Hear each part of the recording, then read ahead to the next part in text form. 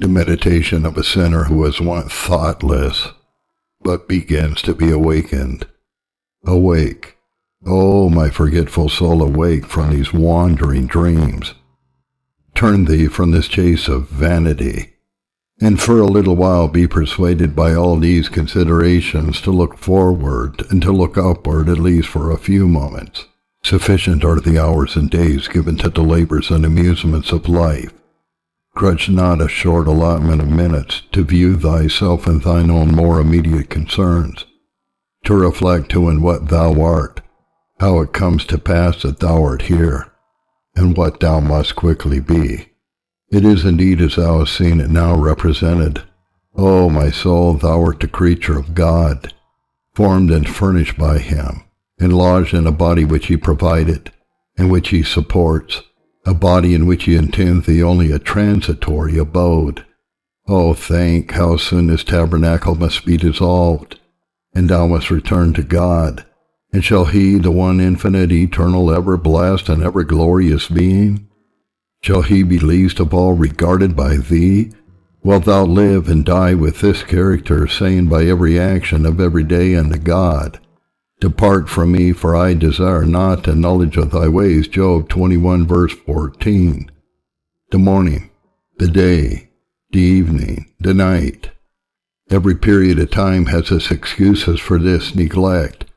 But, O my soul, what will these excuses appear when examined by his penetrating eye?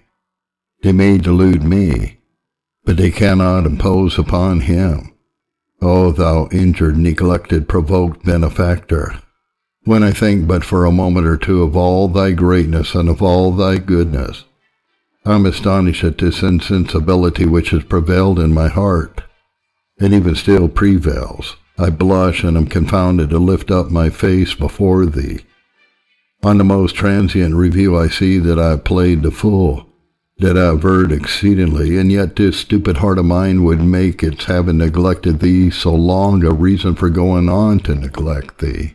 I own it might be justly expected that with regard to thee, every one of thy rational creatures should be all duty and love, that each heart should be full of a sense of thy presence, and that a care to please thee should swallow up every other care. Yet thou hast not been in all my thoughts, and religion, the ending glory of my nature, has been so strangely overlooked, that I have hardly ever seriously asked my own heart what it is. I know if matters rest here I perish, yet I feel in my perverse nature a secret indisposition to pursue these thoughts, a proneness of not entirely to dismiss them, yet to lay them aside for the present. My mind is perplexed and divided, but I am sure thou who madest me knowest what is best for me. I therefore beseech thee that thou wilt, for thy name's sake, lead me and guide me. Let me not delay till it is forever too late. Pluck me as a brand out of the burning.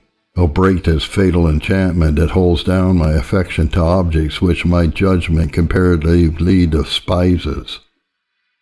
And let me at length come into so happy a state of mind, that I may not be afraid to think of thee and of myself, and may not be tempted to wish that thou hadst not made me, or that thou couldst forever forget me, that it may not be my best hope to perish like the brutes, if what I shall further read here be agreeable to truth and reason, if it be calculated to promote my happiness, and is to be regarded as an intimation of thy will and pleasure to me.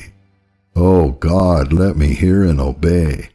Let the words of thy servant, when pleading thy cause, be like goads to pierce into my mind, and let me rather feel and smart than die. Let them be as nails fastened in a sure place, that whatever mysteries as yet unknown, or whatever difficulties there be in religion, if it be necessary, I may not finally neglect it, and that if it be expedient to attend immediately to it, I may no longer delay that attendance, and oh, let thy grace teach me the lesson I am so slow to learn and conquer, that strong opposition which I feel in my heart against the very thought of it. Hear these broken cries, for the sake of thy Son, who has taught and saved many a creature as untractable as I am, and can out of stones raise up children unto Abraham.